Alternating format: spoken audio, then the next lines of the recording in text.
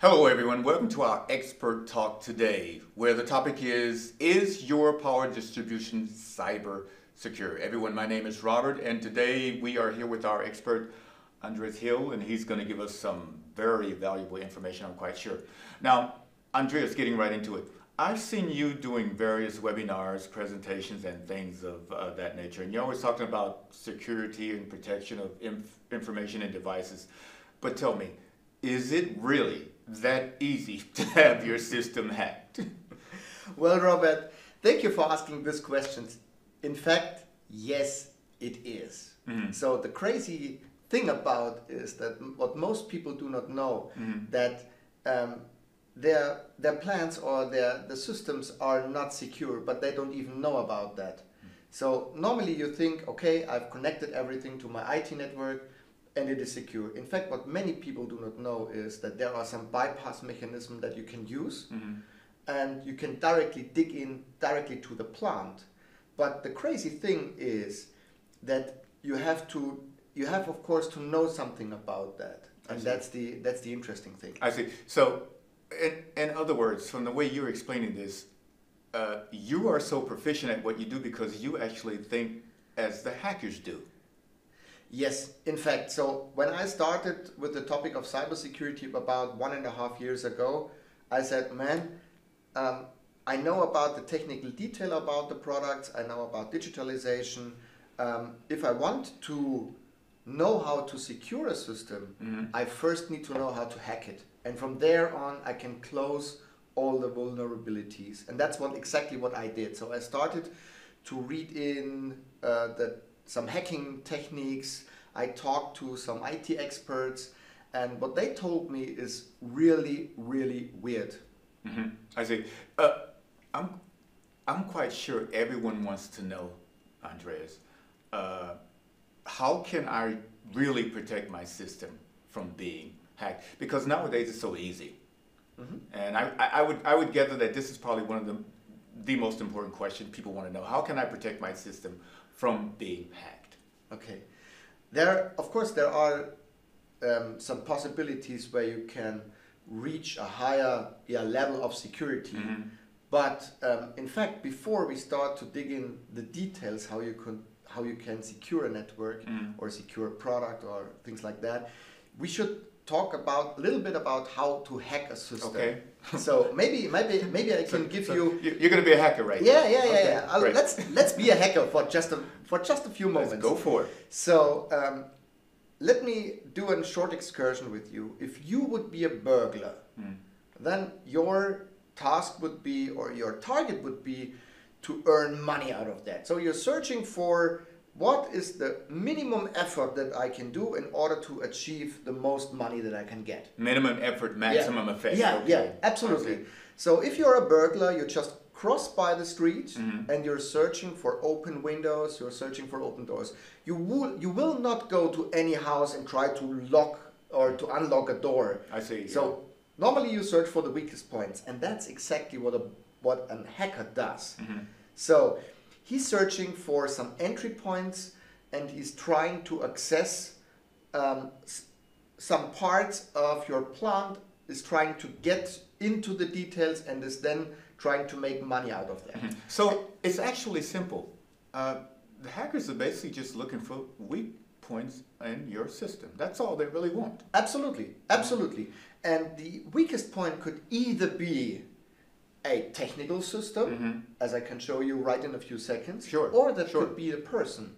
Okay. Because everyone knows this little videos where I say, hey, there you got an email, hey, I show you a nice pic about that, you click on it, then you get some ransomware, you're hacked and you're in. Right. But on the technical way, it's also that easy. Maybe I show you something really weird. Every one of you knows Google as a search engine. Yeah. In fact, there are some search engines for IoT devices. So for devices, some sensors, some systems that are directly connected to the internet. Okay, now excuse me. When you say IoT, on simple terms, what does that mean? IoT means Internet of Things, so that are devices that are directly connected to the internet. Okay. Products that have a web server, your Alexa, for example. Okay. Your Alexa that you have at home is some kind of IoT device. It's linked to the internet. It has an internet connection, and you can directly access it from the internet. So when we come back to the search engines, you can see that there are plenty of search engines in order to find these devices. So one of these search engines is Census. You can easily access Census by typing in search.census.io. Now I see you're just clicking this in. Is this something that anyone can do? Anyone can do that. You don't need hacking skills. You don't need any programming skills to do that. So that is the crazy thing about it. When you have this same search look and feel just like you have in Google. If I now just type in webcam, you can find a list of all the webcams that are actually connected to the internet and are directly online. And that's what you have right now? I have right here more than over 20,000 devices that are online. Most of them are directly accessible if I click on one of these links. That's amazing. So what a hacker now does, a hacker can read out, okay, what stands behind HTTP or HTTPS, SSH, or VPN, or all this crazy stuff. If you know what stands behind, what this topology is, then you can easily access it. So that's your entry point to a company. So in about, what was it, 3 clicks? 3 clicks you're in. You just gain access to 20,000 webcams. Yeah. That's amazing. Yeah. And you imagine what you can do if we say, okay, it is not a webcam. It is a power meter, it is a circuit breaker, it is a SCADA system or things like that. If you know about that, if you know about the protocols, if you know what things to search for, you get in with just 2 or 3 clicks. That's amazing. And most of the customers do not even know that you're in. I see. So that is the crazy thing. You don't even need to hack an IT department or things like that. You just in with 2 or 3 clicks. To have access. That's interesting. Now, I would suppose that you could take this even further if you were to actually click into and saw what the camera was showing and things of that nature.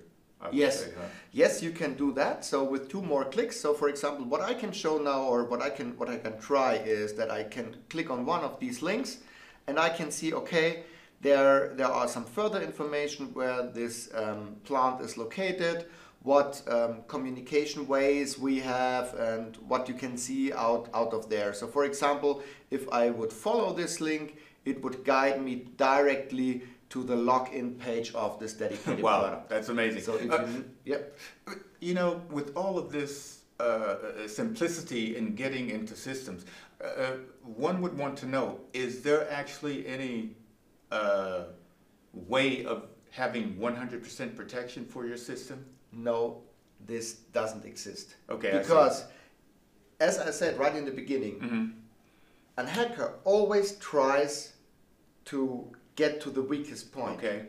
If you have maximum protection on your system side, I will hack the person. So if you say, okay, I spent $1 million for digging into the technical system, or I would say, hey Rob, I give you 500,000 euro. You're the operator of the system. If you help me in. So there's I would say a speech of some well-known hackers who says, okay, well, the simple guys, they hack systems. The amateurs, they hack systems. But the real experts, they hack people. Hack people, okay. Yeah. That's quite interesting. And while we're on that subject, the main question: how can I prevent myself and my system, well, more the system, from being hacked? Yeah. How can I do that? Yeah. So as you said, okay, it's all about the system. It's not about the product. So at first you have to see, okay, what are the possibilities? What is the attack surface of my system? So we do not start at one single product and try to secure every single product. We always have a look at the complete system and try to see, okay, where are the weak points of our system?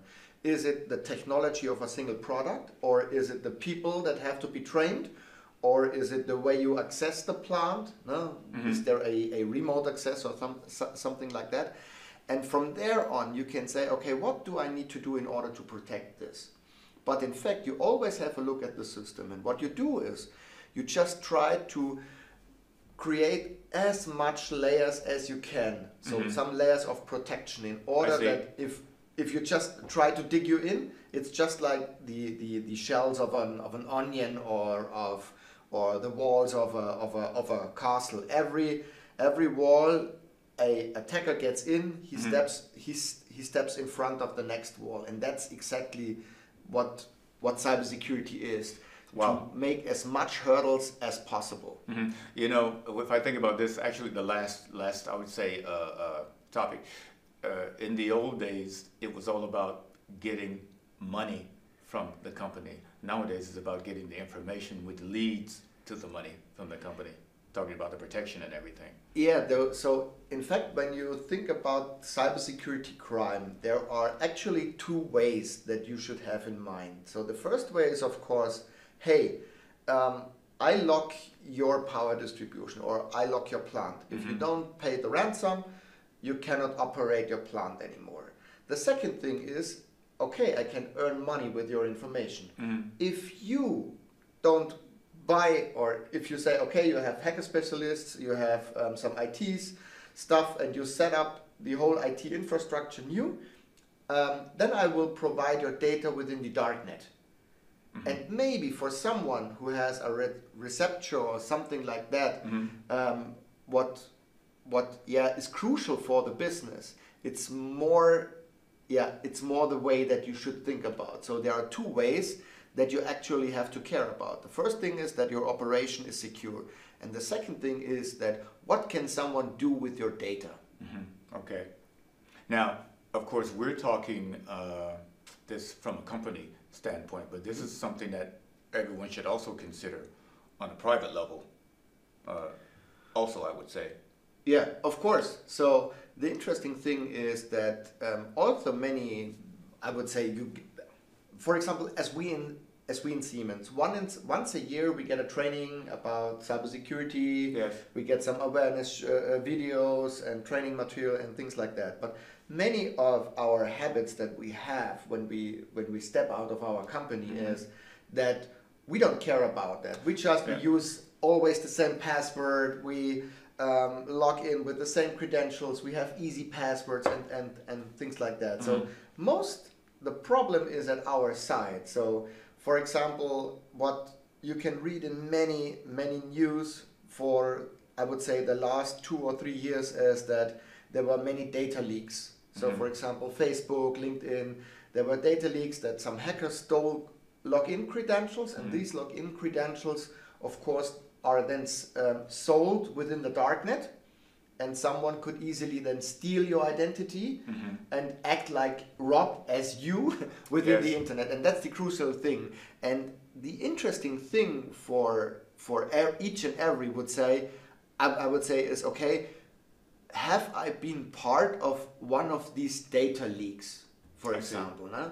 And the easiest way to check this is when we have a look at a dedicated homepage. Maybe I can show that. Sure. So I will step back to Google. And once again, this is something that anyone can do. What you're doing. Okay, I see. Anyone can do that by using Google and having the right to click. So the only thing that what you need to do is you need to know what to search for. So I see. What you need to search for in that case is the question to Google, have I been pawned? And what you then see is there is a homepage called Have I Been Pawned? And this homepage lists up all the data leaks that have been recognized within the last years.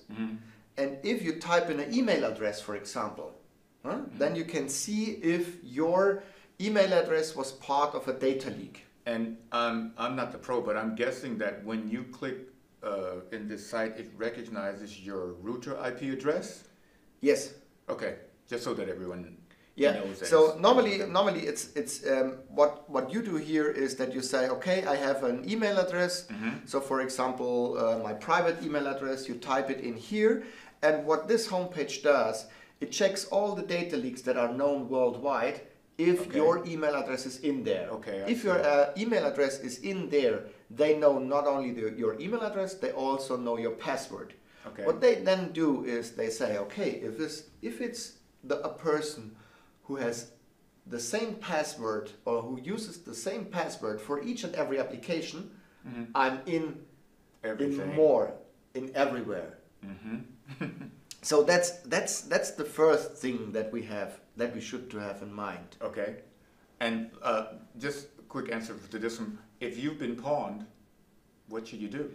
Okay, so the first thing what you should do then is just to log in to this service where your data leak is found and change the password. I see. So Simple as that. So yeah, because actually that someone leaked the data doesn't mean that your account is actually used by another one. They just have so it, yeah. What you should do then is you log in with your credentials and you change your password. And every other application where you use your email with that password combination, change it.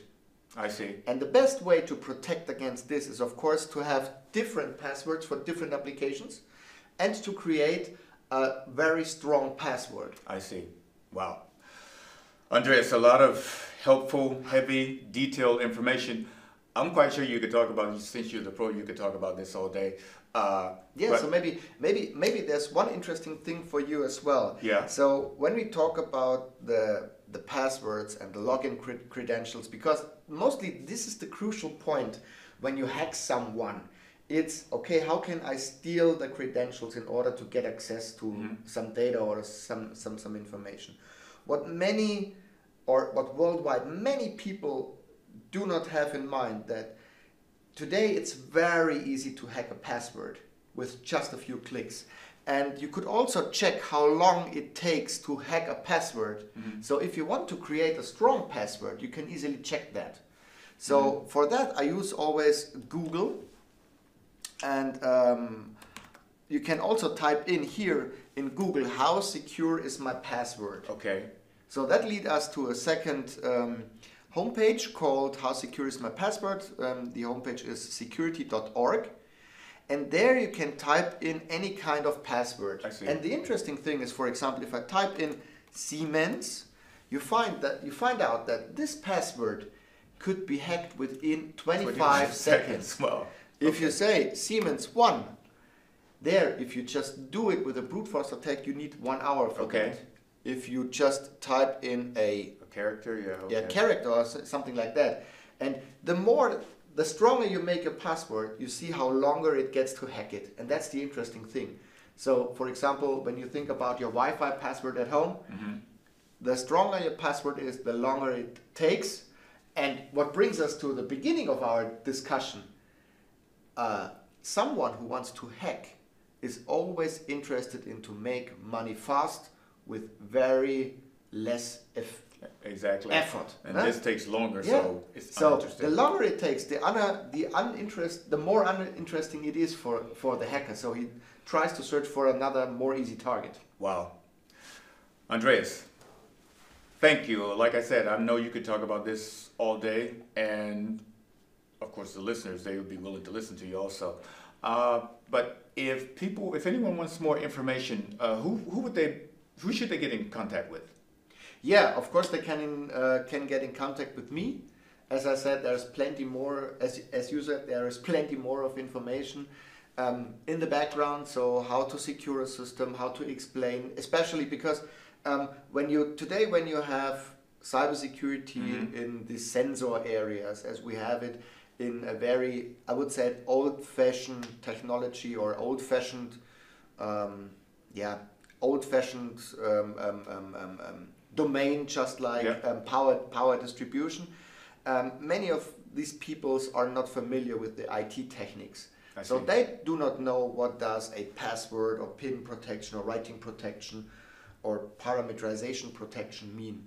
So in fact, we are able to explain what is standing behind, what is the efficiency behind the methodology or the technique, how to secure something, and that's what we want to explain our customers, because we want them to operate their systems in a secure way with products from our side that are secure. Right. And it's just like if you have a car, and it's just that we want to show them how to fasten their seat belt, to activate all the security mechanism in order to protect and feel parts. Secure when they and feel secure, of course. Great. Cool. Andreas, thanks so much for all the information. Thanks everyone for participating, for joining us. This was one of our expert talks. Be on the lookout for many more. Let us know how you like it. Give us comments, feedback. We're open for that. And if there's something that you like to see, something else that you would like to see, just let us know. Everyone, from all of us here, once again, thank you. Until next time, take care. Bye-bye. Thank you very much. And don't forget to check out www.siemens.com/low-voltage/cybersecurity for more information. Thanks, Robert. Thank you for listening. Bye. Bye-bye.